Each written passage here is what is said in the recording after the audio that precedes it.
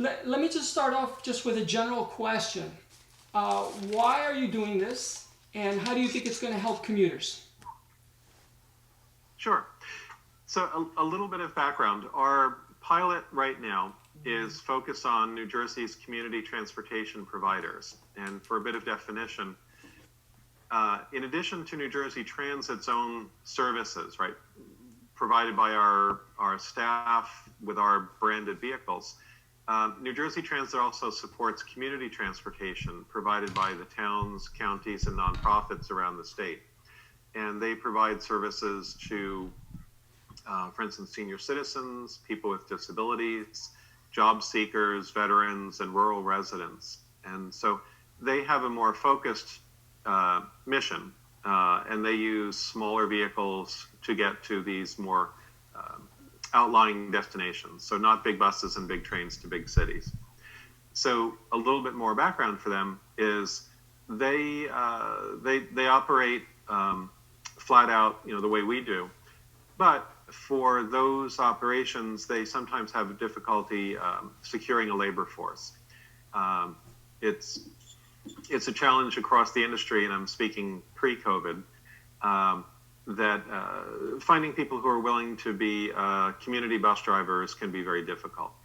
So one of the things we're looking at is whether low-speed autonomous vehicles, these small shuttles, might be a technology that is useful in that setting for community transportation, where it's relatively small numbers of people who don't need to travel long distances or at high speeds, but nonetheless to accomplish their daily needs. So that's sort of the context of what we're working on, is to see whether these shuttles can help in community transportation settings. So you're talking about like things I see all the time.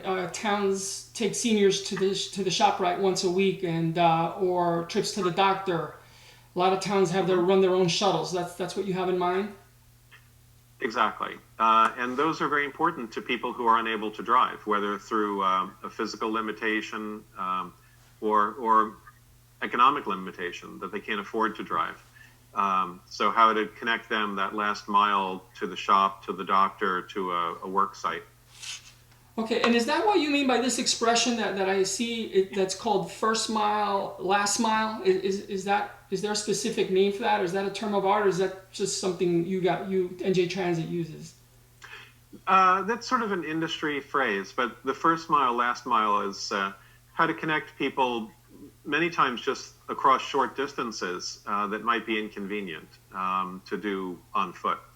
And so for us, it might be connecting people in a neighborhood a mile or so away from a major train station, how to get them to the larger transit system without needing to jump in a car. But also for people who are unable to drive for whatever reason, a mile could be like going to the moon if you have a mobility limitation. Right, and of course, everything you're talking about now, Waymo has been doing for a while in California. Are you using right now? Are you talking to people who have been doing this for many years already, and using them as a model? Because I see We their videos already. They're actually implementing driverless without vehicles. I mean, sorry, without safety drivers. They have. They haven't done too many trips without safety drivers yet. It really depends on what your state permits. And that's part of our examination as well, which is how to how to kind of prepare New Jersey, so to speak, for self-driving vehicles. Right now, every state has its own motor vehicle laws, and some accommodate um, automated vehicles and some don't, or some were just written prior to the rise of autonomous vehicles. So part of what we would be working on is working hand in hand with the New Jersey Motor Vehicle Commission, the State Department of Transportation, and other regulatory bodies to help sort out, how autonomous vehicles could operate here in New Jersey. Of course, we're so densely populated here. Not New Jersey's. I mean, California is also famous for its highways and its traffic, but it's a lot more wide open than here. I know you're just at the initial stages, but anything unique you are facing here with the engineers or with the or the planners in these initial stages? it really is kind of the first steps onto a new world, with autonomous vehicles in New Jersey. You're absolutely right that we have very large superhighways where these type of autonomous vehicles that we're looking at would be completely inappropriate. The ones that we're looking at right now travel 25 miles per hour or less. And so they're really things that would be in a community setting. So you wouldn't see these on the turnpike or the parkway. At least, go ahead. For the time being. As you know, there are different automobile makers who are looking at different features that would be sort of limited self-driving. Adaptive cruise control, for instance, or lane keeping assist that are useful on a highway. Cadillac, for instance, has a really good system called Super Cruise, and so does Tesla, where they prefer to be on a superhighway because it's for them, relatively speaking, a simpler environment to navigate. But for these vehicles that we're thinking about, they would be traveling at slow speeds, but they would also be mixing with, other cars going down a local road. They would have to be mindful of pedestrians and bicyclists, that you wouldn't see on the parkway or the turnpike. So it's kind of a different application. Right, so in California, there are 3 companies that have so far been approved to drive with no human safety driver. The most recent was just on the 17th, AutoX, and they're actually approved to drive up to 45 miles an hour. So, of course, the first thing that people talk about is safety, which you just alluded to. I've read a lot of the accident reports, as all the companies are required to post online. In California, and I think the number one problem they face is not so much the car as people rear-ending the driverless car. I've read many of I can't say I've read them all, but every time I see them, I read through them. What are the biggest concerns and biggest challenges? And I know you're just getting started as far as safety for New Jersey roads. Mm-hmm. No, those are really great points. The vehicle itself needs to operate safely. In other words, it needs to be sufficiently aware of what's going on around it so that it's staying in its lane, it's not speeding, it's not breaking any roadway laws. And then it also needs to be looking out for possible obstacles. Again, a dog that runs across the road, might be followed by a child running across the road after the dog, or a pedestrian who is walking their bike and is about to step off the curb. So in these smaller settings, there's actually quite a lot to think about. But you're right. There is an instance where other vehicle drivers are not familiar with what the automated vehicle is doing because it operates like it's driven by a computer. It doesn't drive like it's being driven by, another New Jersey driver.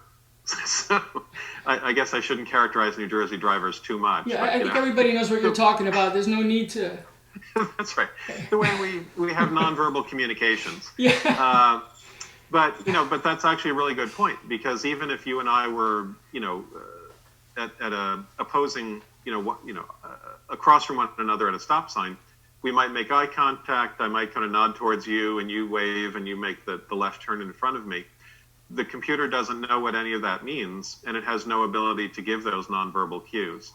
So there really is, I think, a learning curve, not just for the automated vehicle, but for how it fits into the local community. And all of those ingredients together factor into, will the local community welcome these vehicles into their town? And that's, remains to be seen. And that's one of the things we would like to get out of this experiment as well. It's funny. Just last year, I did an interview with somebody, and they were giving me a little bit of their family bio, and they showed me a photo of his grandfather. And he used to make horse-drawn carriages in Hoboken. And when I think of driverless cars, I think, just one generation ago, a man's grandfather was making horse-drawn carriages and nailing them together in Hoboken. This is coming. It's coming. No matter whether people want it or not, driverless cars are coming. Is the reason you're doing this? Are we almost playing catch up in New Jersey to other states, California, Arizona? I know there's a lot going on in Michigan. Definitely, there's a lot going on around the country. And it really seems that this type of application could make sense in New Jersey. We definitely have lots of urban areas, especially in the northeastern section of the state, but we're also kind of a very suburban state. And so these lower speed vehicles that really only have to drive a mile or two in any direction might be very helpful, here in our state. In rural areas, we might need something that can travel a little bit faster. But it could be a good alternative for people who are unable or unwilling to drive, at a certain point in their life. There's also been a lot of work on, as you're alluding to, automated vehicles that would be privately owned. And so those are sort of the Teslas, the Cadillacs, and other, more sophisticated vehicles. And we don't, necessarily need to compete with those. That's a different kettle of fish. And then the third category are, I guess they'd be sort of cargo carrying, right? So things that would be making home deliveries that don't have a driver or a passenger. So for instance, there are a few large supermarket chains in other parts of the country that are looking at these very small vehicles, almost the size of just a Foot Locker of sorts on wheels, that would bring your groceries to you. And many people probably would find that super attractive these days, with everyone working from home and needing things sent to them, when we were in the height of the pandemic this spring. So there are those sort of three categories of automated vehicles, and each of them has an application in New Jersey. I think it could be a really interesting future. Right, and I see that the company that you're working with does have a video showing exactly what you just described online, delivering groceries. And I'm going to get to that and move on to that part right now. But before I do, just another technology question. 5G is supposed to play a big role in enabling communication between vehicles, increasing safety. How much is the fact that 5G is rolling out what's role is that going to play for you in enabling this to move forward quicker and safer and easier?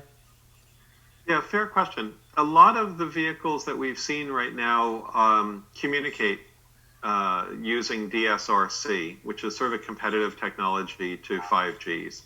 And so DSRC, which is what, distributed spectrum radio communication, I think, is something that can be sort of owned by a public agency very easily. So New Jersey DOT, for instance, is starting to install computerized traffic signals that can communicate using DSRC technology. 5G is a competitor, and whether this is going to wind up being a VHS versus Betamax, fight, we don't really know. But we want to make progress without wedding ourselves to one or the other, or waiting for 5G to be rolled out far enough that we can actually put these on the road. One of the things that the autonomous vehicles are trying to do is to just operate autonomously, that they don't need to be connected all of the time to a master computer somewhere that's telling it what to do. Okay, DSRC. What company makes the? I don't want to get into this right now. Just real quick. I couldn't quite quote who the manufacturers are, but basically it's a number of firms that are using the radio spectrum in a different way to be able to communicate between vehicles and highway infrastructure, or between vehicles, from one to the other. It's been a little bit of a food fight, my interpretation, between the US DOT and the US FCC. The FCC has been trying to slice the radio spectrum finer and finer. And there's been some concern that the FCC, is sort of taking away spectrum that the DSRC providers might want to use to communicate between vehicles and infrastructure. Okay, that's interesting. Unfortunately, I didn't know about that aspect of the story, so I'll have to research that a little more, to be honest. Mm-hmm. Let's get specifically into the program, the pilot program that you're working on. Can you tell me about the company? How's that going to work? How's the grant going? I'm throwing 5 questions here at the same time. That's okay. Just the general overview of where you stand right now from when you had that press conference in the fall. Mm-hmm. So the event in the fall was us bringing, with our partners at Rutgers University, and Navia, who's the shuttle builder. We brought one of their vehicles to the New Jersey Council of Special Transportation trade show held in Edison at the Raritan Center in October. And so we showed off the vehicle as well as had a session for the community transit managers who attend that event to see what the vehicle's like, kind of kick the tires, have a conversation with the vendors rep as well. And we think that was really good because a lot of people have just never seen one of these vehicles. It wasn't in motion, it was just parked, but they could go inside it and sort of just see what it was really about, kind of ground their knowledge a bit more. So we thought that was very successful. We're very close to signing on the dotted line with Rutgers University to start the pilot test, hopefully this fall. And it would use, as you said, that vehicle. It would the Rutgers would be assisted by Infratech, which is a Princeton Junction-based technology firm, who is also the Navia builders representative, if you will, here in the United States. So we have those 4 partners, including ourselves. And then we'll be doing the testing at Fort Monmouth in central New Jersey. Fort Monmouth is a retired military base in the Middletown area. Well, it's really Eatontown, Tinton Falls area.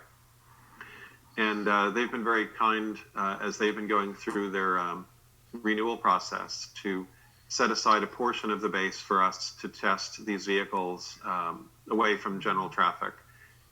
So we hope to be starting that this fall and go about 6 or 8 months of road testing at Fort Monmouth. Okay, now, what is the next step? Are you waiting to see if you get the grant? Has that been decided already? Because I had read that those grants were the decisions on those grants were supposed to happen in December. Did you get the grant, or is that what's the next step is before you move forward and sign what you just said? Yeah, the feds ultimately distributed the grants in March, and they weren't able to award a grant to us. They said that they had kind of multiple dollars worth of grant applications for actually what was a very small pot of money. So they awarded it elsewhere, but that's okay. We have some R&D money that we can use towards this project and keep it on track. Okay. Why September? Why didn't this start this summer? Is there a reason for the target date moving to September? Is it, and also to address this, when you say you're looking for permits, what permits and who gives out those permits? Sure. So these vehicles are in sort of a funny space in the regulatory world. If you and I, went and bought a Ford Explorer, there's a whole bunch of in-place regulations that says, okay, Ford Explorer, we know what that is. We know what to do when you show up at DMV with the title, and here's your license plate. We'll see you next year. It's a very smooth process. For these type of vehicles, it's been a learning experience really across the industry and across the country, because the computer, for instance, the computer drives the vehicle, not a person. So who's the person who's in charge of it? Who is the vehicle then registered to? So we have a path forward with motor vehicles right now to do the testing, but this will be a good pilot experience for the state of New Jersey to really get their arms around if more of these vehicles show up on the road. What kind of license plate do they get? Who's considered to be driving it if it rolls through a stop sign? It probably won't, because the computer is very good. But if it does, if it rolls a stop sign, who does the police officer write the ticket to? There's all those sorts of questions that are not, unknowable, but they just need to be defined. You're having meetings with DMV, state police? Is that happening already to start these discussions and meetings? Mm-hmm. We had some initial conversations with MVC and with DOT. New Jersey DOT, and they were pleased that we were breaking this ground and are able to support us, with I don't want to put words in their mouth, but basically, a testing protocol that would allow these to be on the public roads. But as we go forward, once the vehicles are moving around and being tested live at Fort Monmouth, we would invite in all of those stakeholders, law enforcement, first responders, so forth, to see what the vehicle is, how does it work, if a police officer needs to pull it over, how is that done? What does the fire department do if they need to respond to an accident? So there is a bit of a learning curve with these types of vehicles. So you have many technological challenges and many bureaucratic and just you're dealing with a lot of people, right? Many moving parts. That I'm being unoriginal there, but there are many moving parts to getting this going. Correct? Yeah, it really is creating its own ecosystem, for the lack of a better term. For the last 120 plus years, we've gotten pretty good at internal combustion, human driven motor vehicles. And now this is really the advent of a new generation of electric, autonomous vehicles, that we can learn, how to regulate and manage as well. But just the book is being written right now. About what I read, so step one is getting to Fort Monmouth. Step two is getting out on the road. Initially, will there be a human safety driver with the vehicle? Yes. Okay. Yes, there will. All right. And do you know have you already decided where the first initial actual road test will be outside of Fort Monmouth? We haven't moved beyond Fort Monmouth. There's the base is sort of a long, thin piece of property. It's about 1,700 acres total. So they've carved off for us maybe about 40 or so acres at the extreme east end that are not accessible to the public. So that's where we'll set up kind of a mock little community for it to drive around, and where police officers can, again, meet it, EMT workers can meet it, see how it works. The community transit managers can see it as well. The remaining area of the base, say between Oceanport Avenue and Route 35, is beginning to be redeveloped, and it is inhabited, not by soldiers anymore, but the area is being redeveloped. And so that would be sort of the next area where we would want to do the road testing, which would be considered more kind of open road.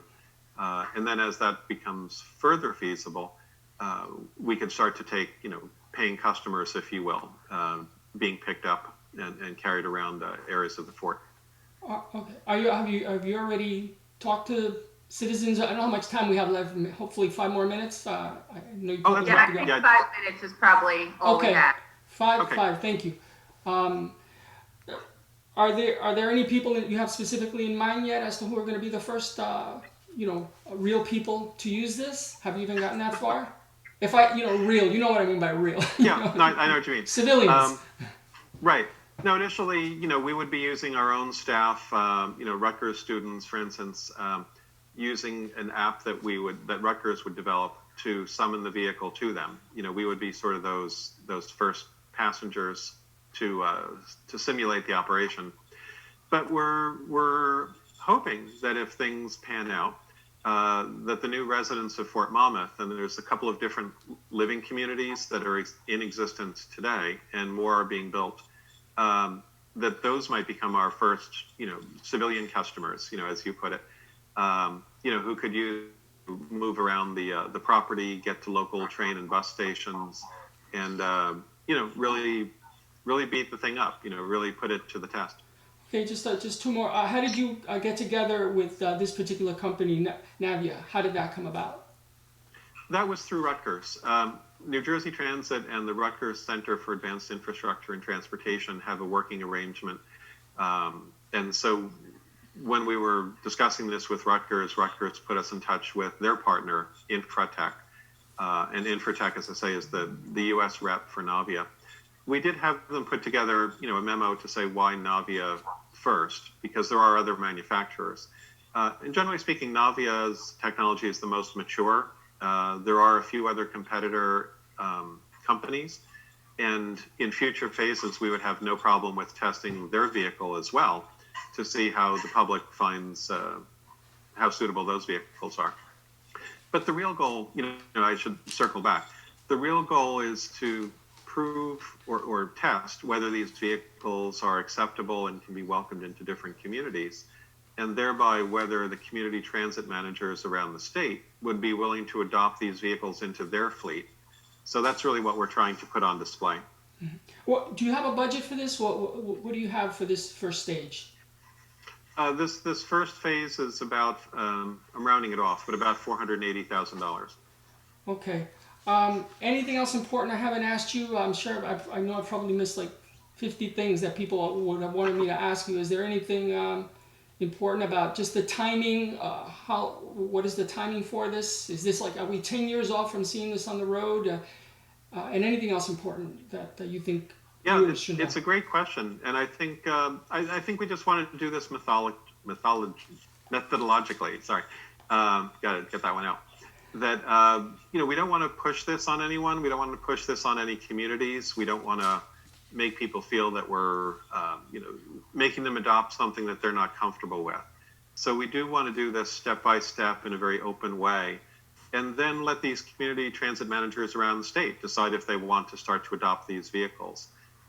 We think there's promise, as a for instance, that if these are the vehicles that travel around the downtown, they're driven minibuses could then be reserved perhaps for people who need an extra human touch, who might need a little extra assistance in their travel, but that these become sort of like horizontal elevators around small downtowns. Okay. But we don't want to shove it down anyone's throat, so we want to do it very slowly, and let people come to the table. So you're okay. I understand. I know that right here, I live in Hudson County, and a lot of communities in Bergen didn't want the light rail, and now they're like, yeah, now we do want it. Right. And I think sometimes, but New Jersey's very home rule, right? Home rule. Each community wants to. I think that's what you're getting at. Right. All right. Thank you very much. Thank you for your time.